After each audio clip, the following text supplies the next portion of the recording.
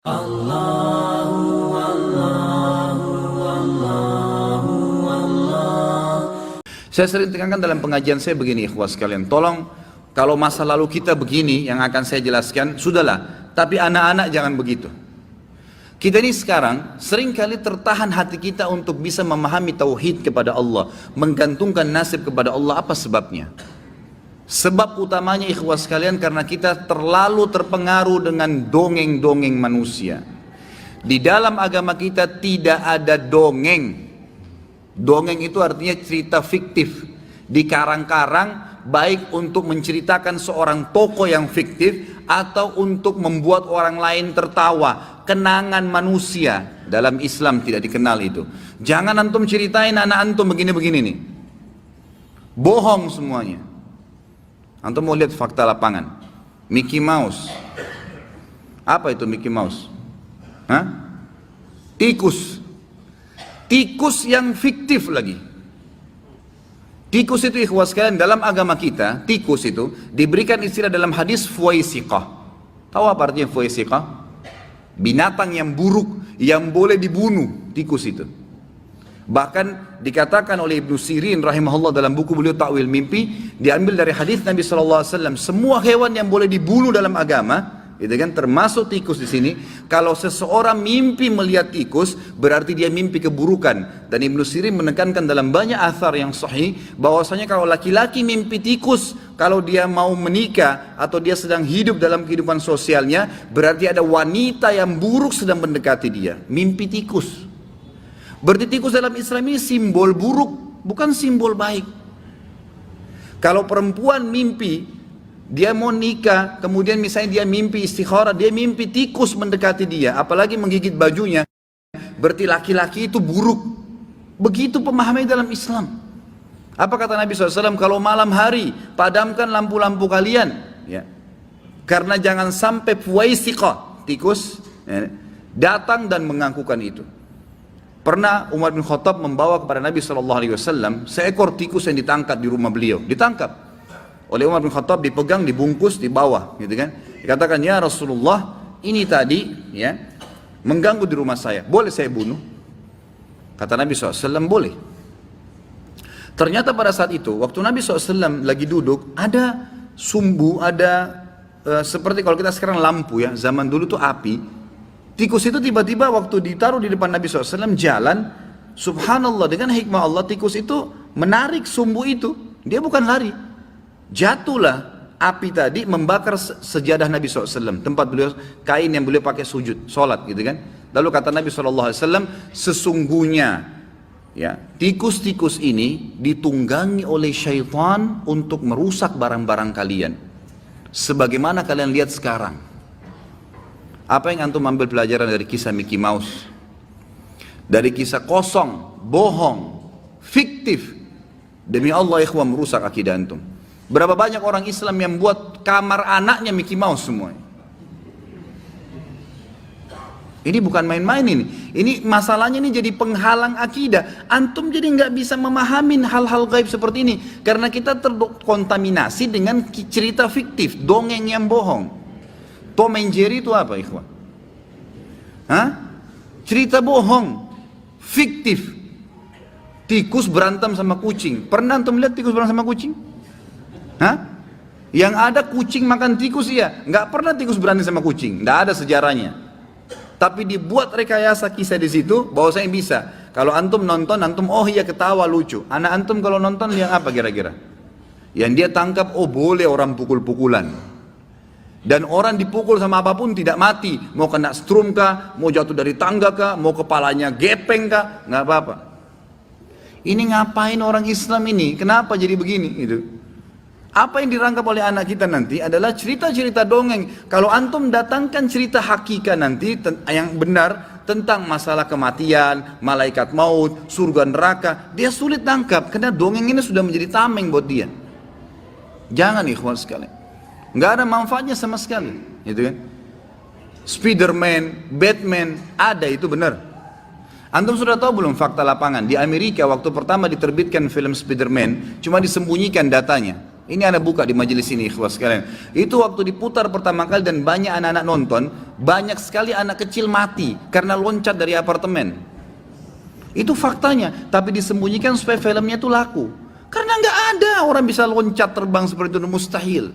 Tapi dibuat cerita fiktif, seakan-akan itu adalah tokoh pahlawan dunia. Jadi orang-orang pun berharap nanti, oh nanti akan ada kalau manusia luar negeri, luar angkasa datang. Rekayasa nggak ada. Luar angkasa bagi kita tuh penghuninya malaikat, nggak ada itu. Ya. Dibuat cerita fiktif, bohong semua, merusak akidah kaum muslimin. Nggak boleh, gitu kan? Di Amerika, bukan Amerika, di beberapa negara Eropa, saya dengar kemarin cuplikan langsung dari Saudi, itu ternyata SpongeBob itu dilarang udah. Apa itu SpongeBob? Untuk bersihin piring. Dibuat cerita bohong. Kerja di satu restoran di dalam lautan. Ini dari mana ceritanya? Nah, kira-kira apa yang jadi apa anak antum nonton itu? Susah. Kenapa antum tidak balik, ikhwas sekalian? Saya sampai bilang sama istri saya, tadi termasuk ke sini saya bilang, kita harus benar-benar bisa mendidik anak kita dengan Islami, betul-betul. Kalau perlu sementara liburan pun, yang jadi masalah gitu kadang-kadang. Kita kalau liburan, kalau lagi musim liburan, kemarin banyak keluhan dari ikhwan dan akhwat, kita nggak tahu mau bawa anak kita kemana Ustaz. Akhirnya pergi juga ke tempat hiburan seperti orang umumnya, pergi kolam renang, lihat auratnya orang lain, ya, pergi kemana, ya, tiap saat ada liburan langsung ke mall, dengar musik. Anak-anak antum ini sedang terdidik dengan pola itu. Kenapa nggak buat mereka cinta dengan majelis ilmu, ikhwas sekalian? Saya terus terang kagum kemarin. Sampai saya salut melihat ada anak kecil diajak sama ayahnya di Kalibata. Di taklim saya lagi bahas menyari muslim. Dia dekatin saya setelah taklim, dia bilang, Ustaz, Alhamdulillah saya bisa ketemu langsung. Biasanya saya cuma ikutin Ustaz dari YouTube.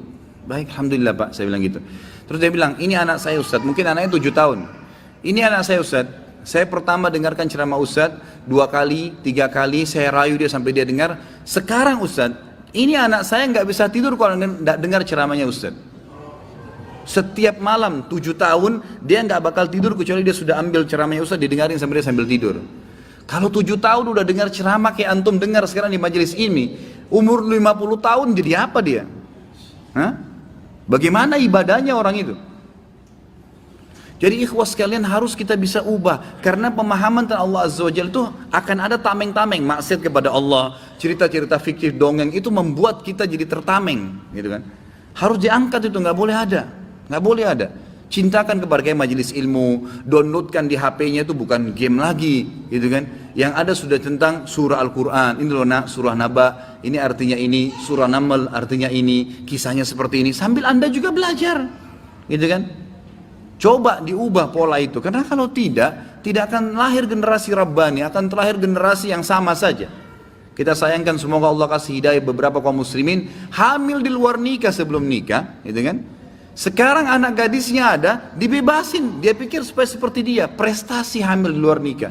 Haram, zina. Anak itu nggak boleh dinisbatkan kepada laki-laki pemilik sperma kalau memang itu hasil zina. Bagaimana bisa dianggap prestasi? Sudah dibiarin, enggak kan? Nggak boleh ini. Harus kita ubah. Kalau enggak, uluhiyah kita kepada Allah ini bisa nanti jadi susah, gitu. Nggak boleh.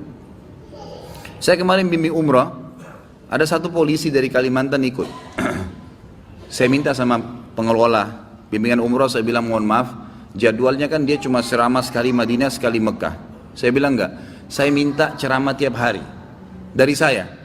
Setiap habis asar, semua jemaah kumpul di ruangan saya saja. Di kamar saya nggak apa-apa, kumpul nanti saya isi ceramah. Ustadz nggak apa-apa, nggak apa-apa. Yang penting jangan pada saat kita safar, lagi keluar kota, lagi ke Mekah, lagi ke Madinah. Kalau saya lagi kosong, setiap hari silakan tanya jawab, kesempatan. Kita berharap ini menjadi aset akhirat kita mereka ini. Subhanallah, ada satu anak polisi itu, sekali dia dengar ceramah saya waktu di, saya Allah alam hidayah, bukan karena saya, hidayah di tangan Allah SWT. Dia dengar ceramah sekali, rupanya anak ini tertarik. Jadi setiap hari selama kita 12 hari kalau nggak salah kemana, 12 hari itu, setiap hari cuma mungkin 3 atau 2 hari yang kita tidak isi pengajian pada saat datang dan pada saat pulang. Selebihnya itu isi ceramah. Hari pertama dia datang, dia dengar ceramah, rupanya dia pulang. Saya tidak tahu nih, nanti ayahnya cerita. Setiap hari kedua, hari ketiga, terus sampai kita mau balik, anak ini setiap saya ceramah di depan saya langsung duduk. Saya lihat dia pun ambil HP-nya, HP sendiri dia rekam. Saya pikir ayahnya suruh gitu. Gak lama kemudian pas lagi tour city di Mekah, lalu ayahnya bilang, Ustadz, ini anak saya, semenjak dengar ceramahnya Ustadz, gitu, dia kalau saya terlambat habis asar nih, sudah mau sholat asar di Masjid Nabawi atau Masjid Haram, ayo Pak, ayo ayah cepat, Ustaz sudah mau ceramah habis asar. Dia tarik tangan saya. Kalau saya terlambat saya dimarahin Ustaz sama anak saya. Anaknya itu kalau nggak salah 8 tahun umurnya. Dimarahin sama dia, ayah ini gimana? Saya sudah tahu dari ayahnya. Begitu dia datang ceramah saya lagi, saya bilang, Masya Allah kamu senang dengar ceramah? Iya Ustaz. Dan saya berharap, subhanallah kalimatnya, saya berharap Allah jadikan saya seperti Ustaz punya ilmu. Anak 7 tahun, 8 tahun ngomong gitu. Bayangkan bagaimana kalau kita masukkan dia ke ilmu, gitu kan? Bukan hiburannya ke tempat yang salah, ke situ. Itu luar biasa itu. Sampai dia rekam sendiri di HP-nya, dia ijtihad sendiri gitu kan? Dia bicara seperti itu. Itu banyak contoh-contoh seperti ini. Jadi jangan sampai, kalau antum bisa rasakan keimanan dengan umur yang sekarang, coba buat anak-anak kita rasakan lebih kecil daripada kita. Dari umur dia sekarang, itu sangat manfaat sekali.